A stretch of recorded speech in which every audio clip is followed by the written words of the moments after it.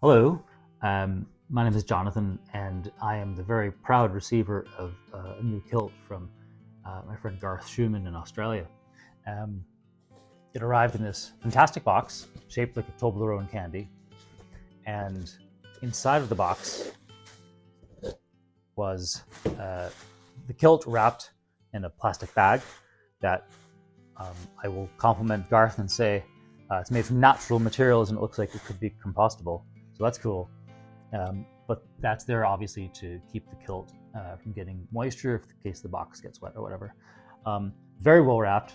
The box was. I'm trying to open it in a way that makes it reusable because it's nice and sturdy and I'll use it in the future. So here's the kilt. It is a 4-yard box pleated kilt made of the Davidson Modern tartan. It's 16-ounce wool. I believe it's from Loch Carron.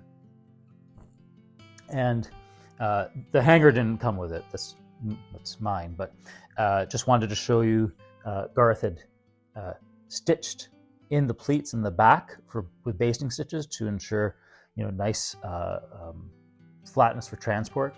And then when it came out of the box, it was a bit wrinkled, nothing terrible. So I used one of these kilt hangers, that I purchased from USA Kilts in Pennsylvania and hung it in the shower room for a little while. So I just took a normal shower and left it hanging in there. And then my wife did the same. And after just 1 or 2 showers, more or less, with that steam built up, the shipping wrinkles kind of just more or less flopped out. There's a couple more, but I'm pretty confident that they'll just fall out. So let's take a look.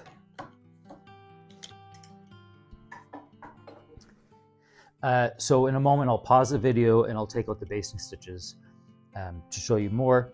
I wanted to point out a couple of features that Garth incorporates into his kilt. One is that he hand makes these leather straps. I swear these things are bomb-proof. I have one more kilt from Garth and he did the same, and they're fantastic. They're really well done. They're solid. They'll outlast pretty much every kilt strap I've seen so far. And then on the inside, another feature of Garth's kilt making is I like the liner. Different kilt makers put in different lining materials, but as you can see here, Garth has put a nice red one. So that's very cool. I appreciate that creativity. Oh, and once again, you can see here perhaps the stitching on the strap, fastening it to the kilt. I find 4-yard box pleated kilts to be a fantastically versatile type of garment, and I'm very glad that Garth is making them. And I believe he's entirely self-taught, so fair play to you, Garth. I'm in his footsteps, but I haven't made anything quite yet. Another feature is Garth incorporates a different color band at the top. See here, this one's black. Most traditional kilt makers will use just basically tartan, that strip of it throughout the back, through the entire top, with it lining up matching on the very front apron so that it's seamless, right? That's fine. Most of my kilts are like that. I think it's great. I also appreciate this. In fact, I actually really appreciate having a different band of color on the top. to visually separate, whatever you're wearing on the top to the kilt beneath it. So what I'd like to do is just take a moment. I'll undo the basting stitches and I'll be back shortly. Here's the inside of the kilt. And the outside here. I will bring the camera over for a more closer analysis in a moment once I take out the stitching. Looking forward to this. Great. Here is the back of the kilt. You can see the 2 buckles. Nice brass there. And then the fell. And here is here are the box pleats. Here is the outer apron. So you can see the top band, the black band, and that red line, the tartan.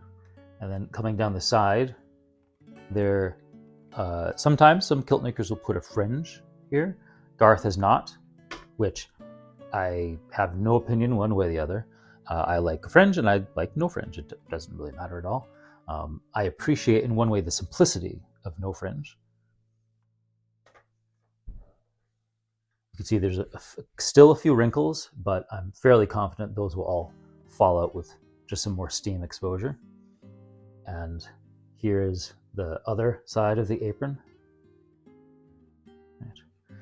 Right. Something that any decent kilt maker will do is they'll tack up this part of the bottom apron so that it doesn't poke out of the bottom here when you wear it.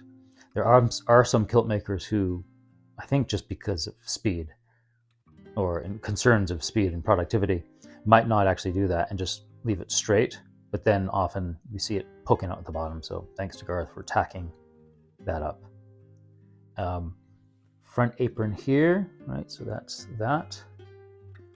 I'm going to put it on and see how that fits. See here are the fell and the box pleats coming on down. There we go. And here is the under apron. So there's that side, and there's the strap there. All right, so let's take out those basting stitches and try it on. So I've unbasted the back of the pleats and removed the basting stitches. So I've got the kilt on without a sporran first. So you can see the fit, right? It is early February here, so I think I have some winter weight on, so I might be a little more round in the middle than earlier. But so you see here, we've got the left hand hip buckle and strap. I did find the strap to be difficult to get through the buttonhole. I think perhaps the tolerance is very, very tight. It went through fine, but it required a little negotiation.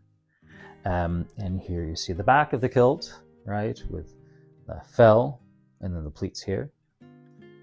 And then the right hand hip here. Again, possibly because I might have a little winter weight on my gut. You can see the bottom edge, the under apron here is poking out a little bit. Usually you want the over apron to completely cover the under apron. But again, I think it's because I have a little weight on my belly that I hopefully will lose once spring rolls around. So here we go.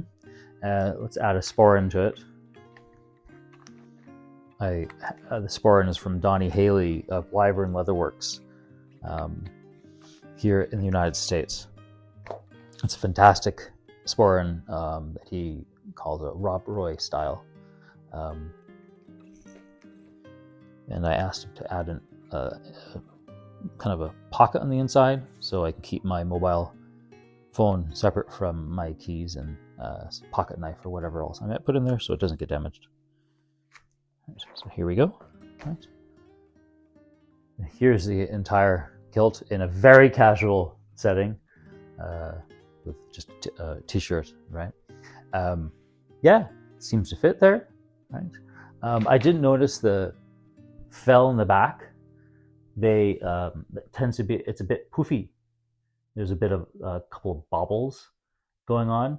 I think that could just be, I just gotta wear it. and that will flatten out. I have kilts from different makers, so I've got a pretty good comparison of what's going on. So it could be just that. I just need to wear it, going from a flat object to a three-dimensional surface like my hips and my rear end. But so you've got a little kind of poofy, bubbly action happening here, or maybe just a pressing. To be fair, I never actually pressed it. I just steamed it. Usually the steaming gets out any shipping wrinkles, right? And Garth did a fantastic job with packing it, so there was no serious wrinklage at all. But here we go. I mentioned the lack of the fringe, which I actually like there. Right on. So without disrobing in front of you, although I will a little bit, but only to show you a feature or two. So do this here. Right. So we've got a strap here. So I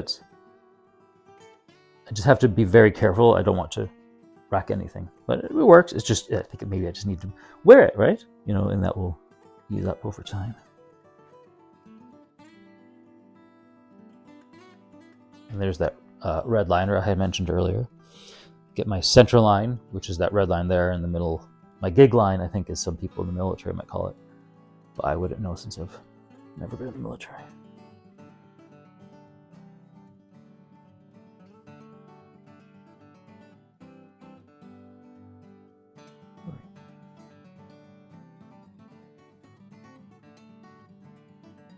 So here we go.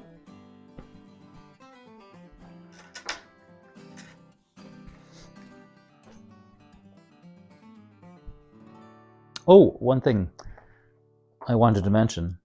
So depending on the kilt maker that you visit, you have your gig line, your center line, right? Usually it's a prominent line in the tartan that goes down your middle. And then some folks, some kilt makers, what they do is then they take that and they fold it, right? Or use that as a marking point.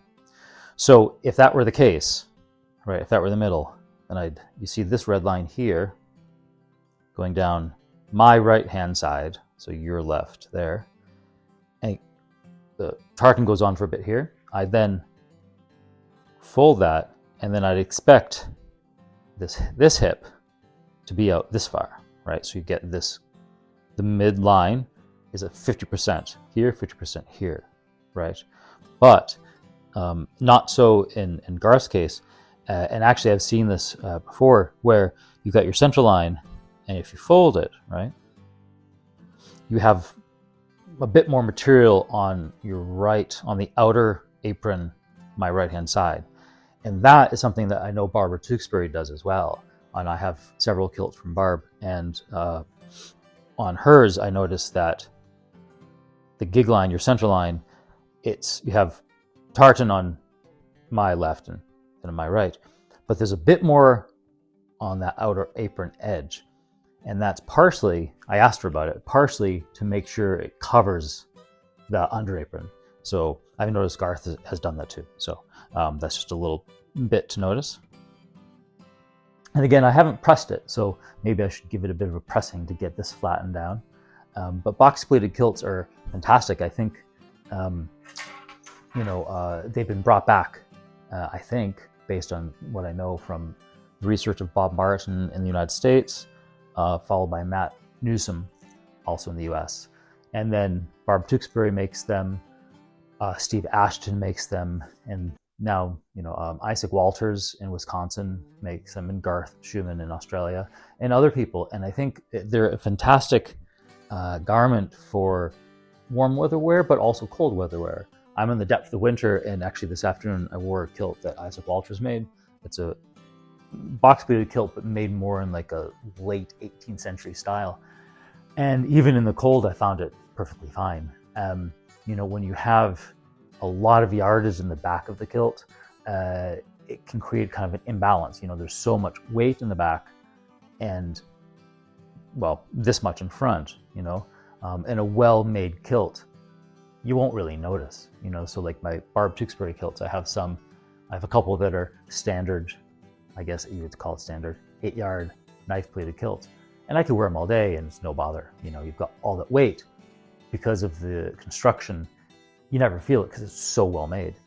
But with these 4-yard box pleated kilts, you've got roughly 2 yards in the back and 2 yards in front. So it's a very well balanced garment. And with that decrease in material in the back, when you walk, there's less squish, you know, and some people don't like that. But I find that actually very handy because as you walk, as you move, all that nice swish that gives a good visual impression also swishes out all your heat. And in the winter, it can create a nice breeze, which you may or may not want. And so I find these to be fine in the winter. And for warm weather wear, like Australia, places like that, or even here in New England in the summer, even a 16-ounce wool kilt in this 4-yard box pleat style, it's quite comfortable. Some days are just too hot, so I opt for a pair of shorts or something, but it can work perfectly fine. So there we go. That's just some of my initial impressions, kind of off the cuff, very quickly. I hope some of them have been useful to you in some way, shape, or form. And please do not hesitate to reach out to me for any questions. Thanks for watching, and have a wonderful day or evening wherever you are. Cheers, agus go raibh míle maigad.